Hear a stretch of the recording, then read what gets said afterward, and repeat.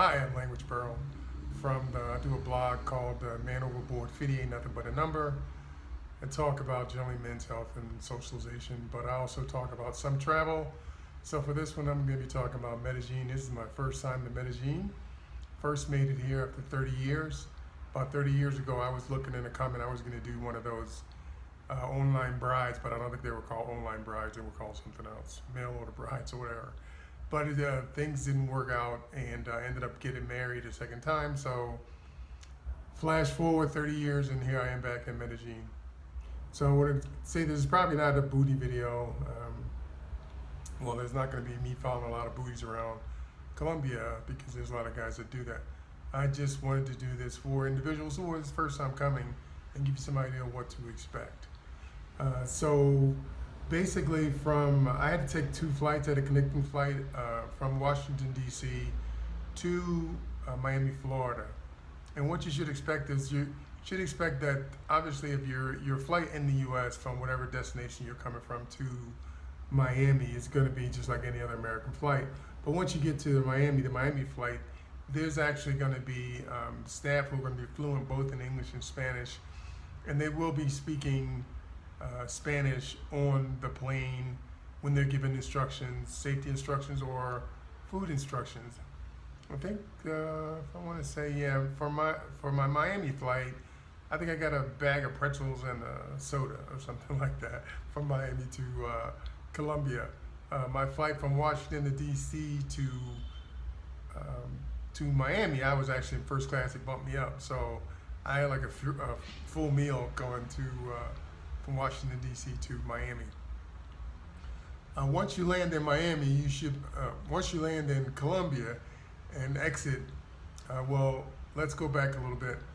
You're going to need to, before you even get on the flight, you're going to need to fill out some required documentation to even get into Colombia.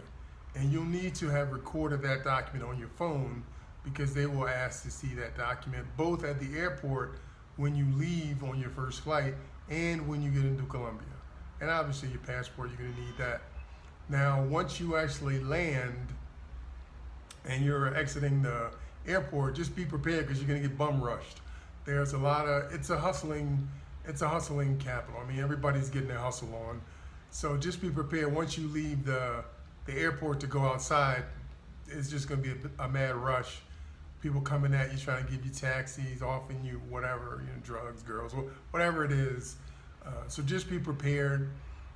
Generally speaking, the yellow taxis are, I think, the preferred method of transportation. And if I'm not mistaken, I think it's about 80,000 pesos or 85,000 pesos. At least that's what we paid to get from the airport to your hotel in Medellin. It's about a 15 to 20 minute ride. It can be longer depending on traffic. And just a heads up, traffic in Medellin is a monster. There are motorcycles, there are mopeds, there are cars, buses, and it's just a mess. And so if you try to get around by bus in Medellin, just be prepared that it's going to take you twice as long as it would on the metro.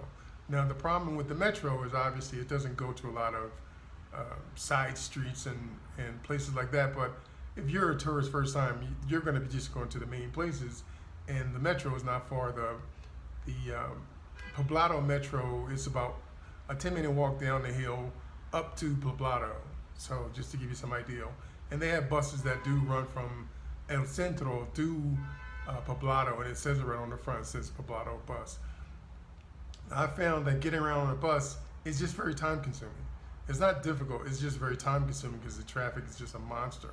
And so usually if I'm going somewhere big, like today I went to Sabaneta, and I just jumped on the metro, right? I just jumped on the metro, it was like 15 minutes I was there. I was hanging out in El Centro today and yesterday, jumped on the metro, 10 minutes I'm downtown.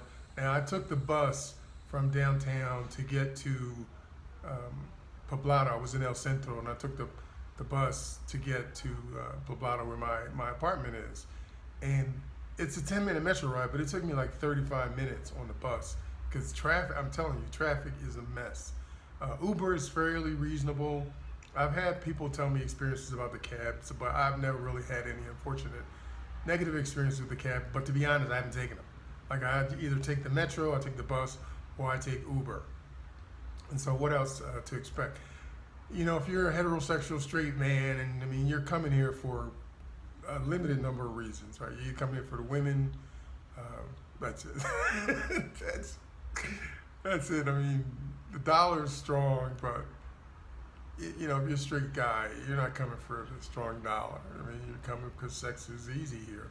It's sexy and it's cheap. The sex is easy and it's cheap.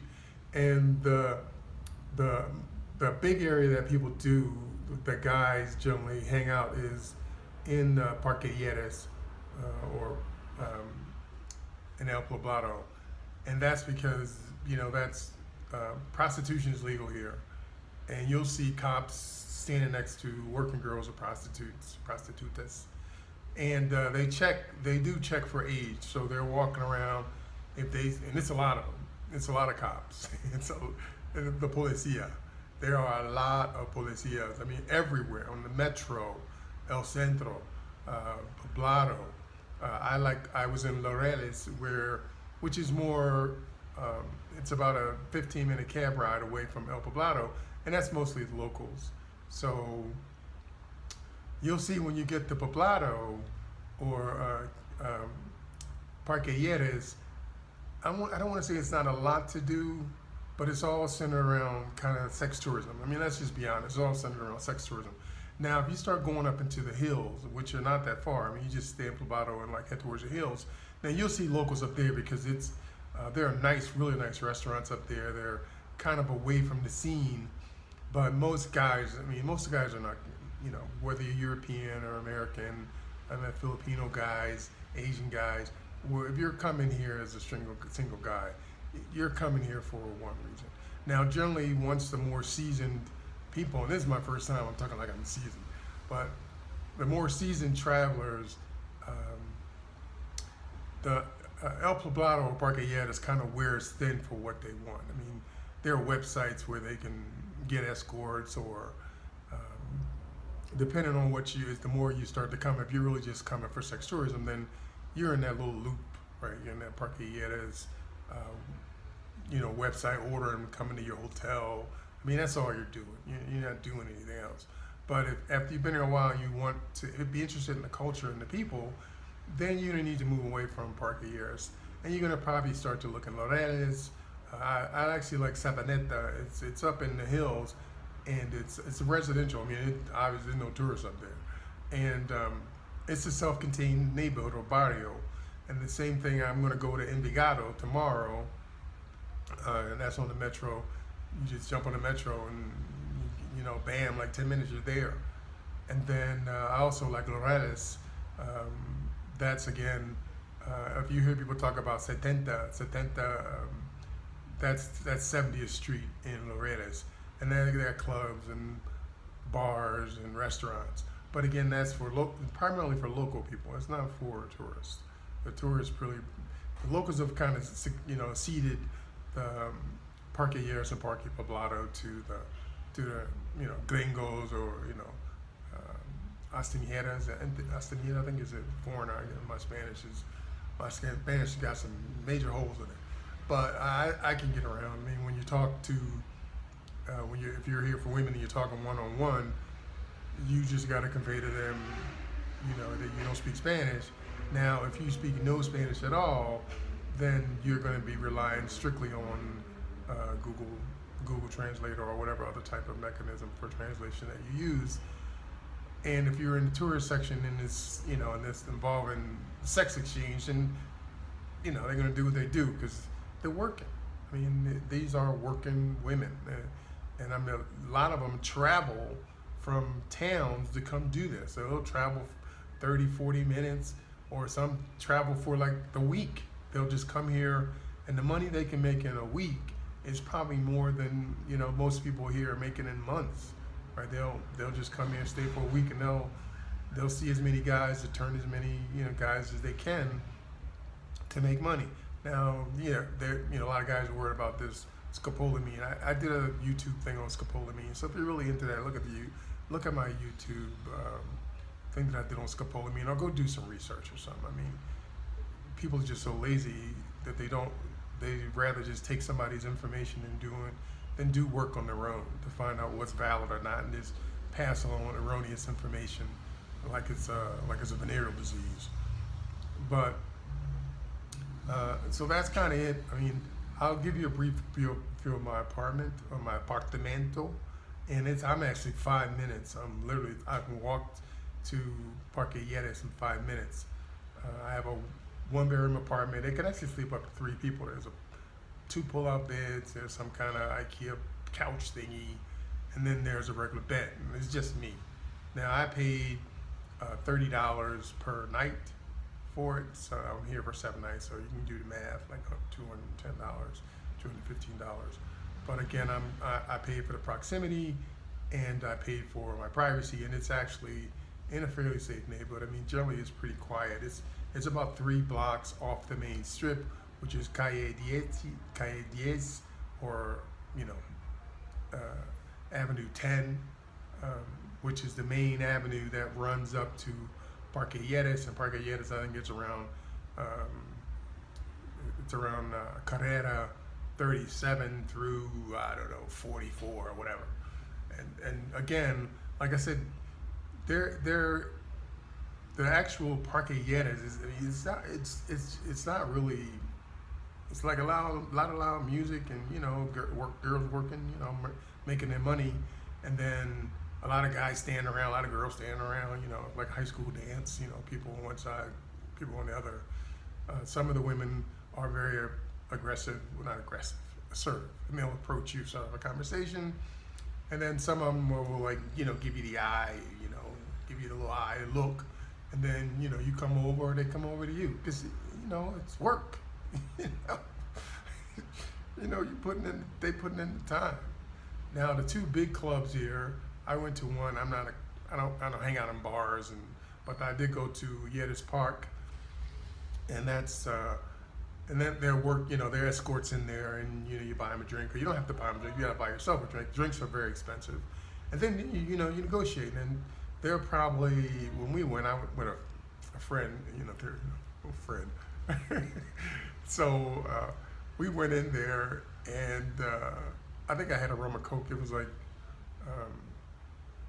40 mil pesos, which is 40,000 pesos, which is almost like, I don't know, was it $10 or something? Which is very high. I mean, it's very high, but they're facilitators, right? They're facilitating you meeting the women, and so the drinks, and then the girls will ask you to buy them a drink, and you just gotta be prepared. If you're going in for drinking, man, you better bring your wallet, because they don't take credit. Nobody takes credit cards. It's all cash, right? That's the other big thing I probably needed to tell you, is that you need cash here.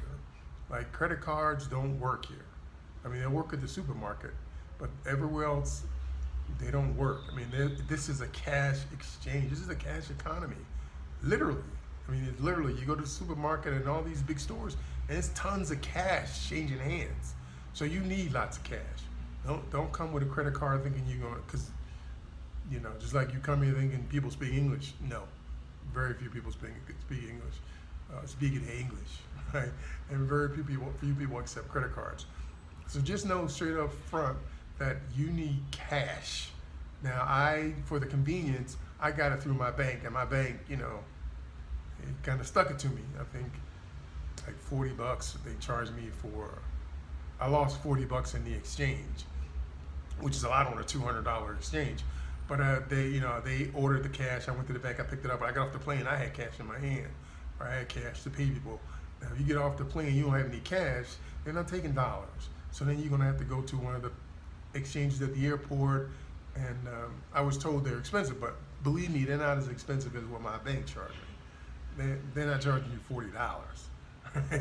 So, but generally, once you get in town, then you can generally go to the ATM machines and get cash off your debit card, or there are money exchanges all around the town.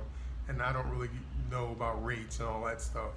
I think the last time I checked, it was 3,800 pesos to the dollar, but that fluctuates plus or minus like a few hundred pesos. But generally speaking, your dollar is very strong. So for every 3,000 pesos something costs, it's probably like 75 cents. And a lot of things are like you can get like you walking around, you can get like a little juice, fresh juice for a toothpaste, two mil, and that's something like 60 cents, right? But I mean, it's real money to these people because they don't make a lot. So it's not real money to us. I mean, it's really like it's not real money. I mean, it's not real money to us. It's real money to them, right? Because they don't make a lot, and that's why a lot of the girls get this hustle on because they work. You know, they're in school, and a lot of these women, man, they're working 10 hours a day. I'm talking about not working. You know, not working on the street. I'm talking about like working a job. They're working 10 hours, 6 days a week. So you come out here looking for, think you can find like a nice girl, you gotta understand, man, that girl clocking time. That girl doing 60 hours a week at her job. So the only day she can see you is Sunday, and Sunday's family day. So that means you with the family, right? And so just a little things, some things to understand. Don't come down here like acting like a boss. I mean, because it's only going to work with the prostitutes, the real prostitutes, and then only with some of them, right? Because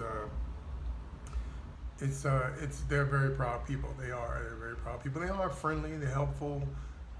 Some things to know that if you're running around at rush hour, which I think is from 7:30 to like 10, or 4 o'clock to like 7. It's a madhouse. Whether you're on the metro, the bus, whether you're on city streets, it's a madhouse. The other thing is, I'm getting like this is gonna be like an hour. This is gonna be like an hour jumpy. So I also came down to get some dental work, and so I had dental cleaning that was $30 in the U.S. I'm not gonna talk about that. And then I had 4 fillings. They were small fillings. I had a fracture in one of my teeth, and so that was another $100. She actually did 4 small fillings.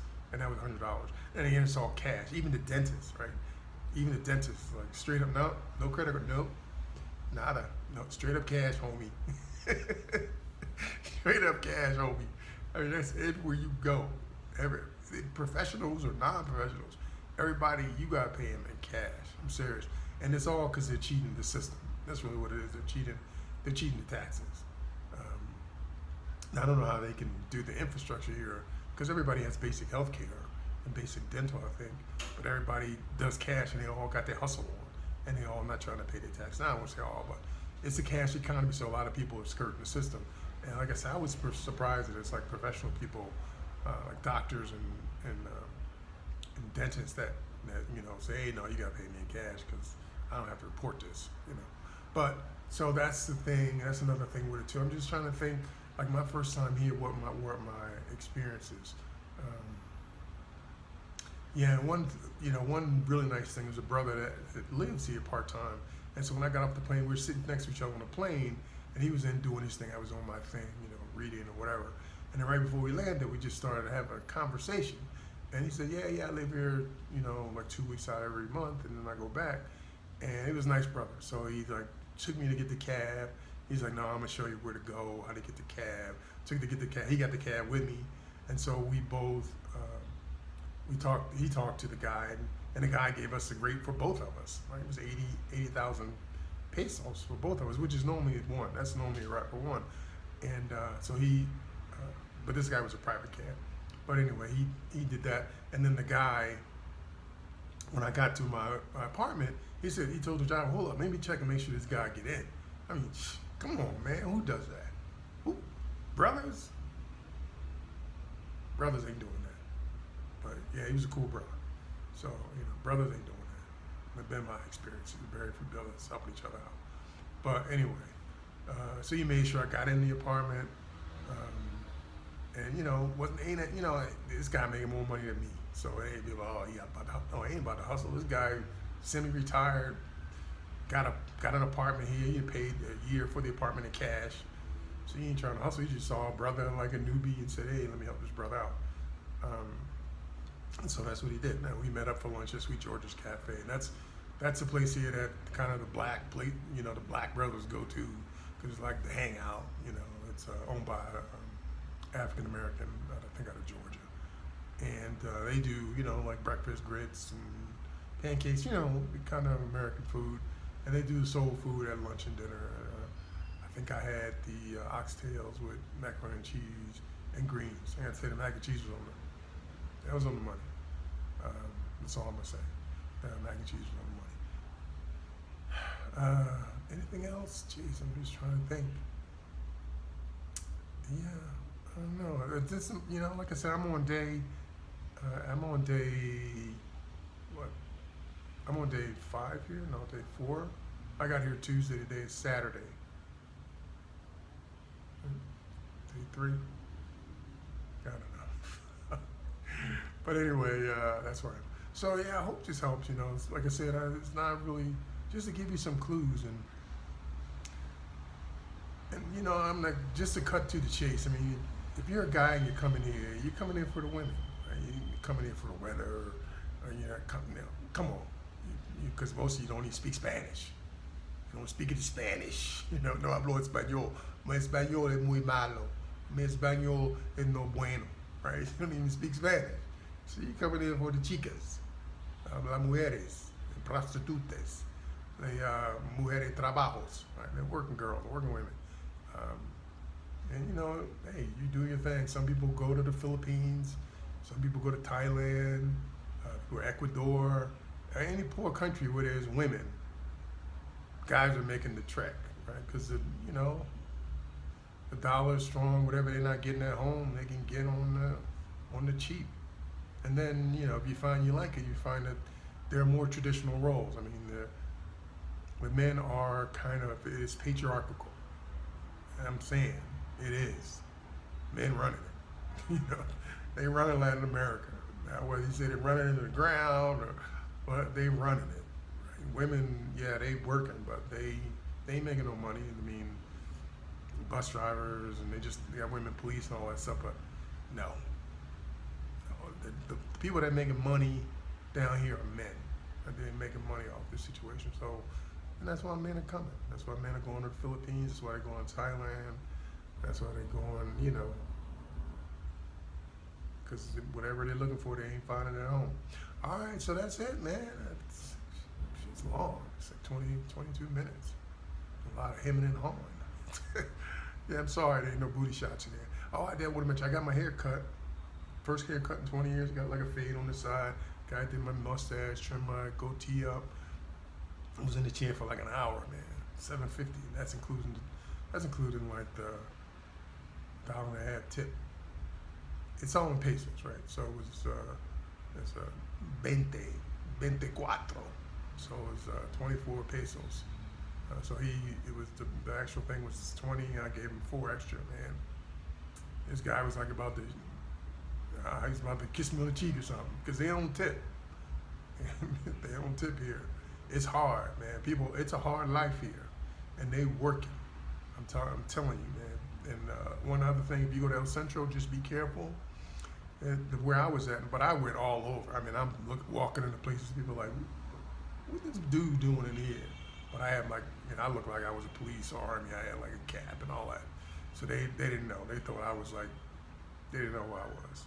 So people call me patron. Like, what? Nigga, I ain't even from here. But yeah, if you go to El Centro, because they got the prostitutes down there too, but those are for the locals.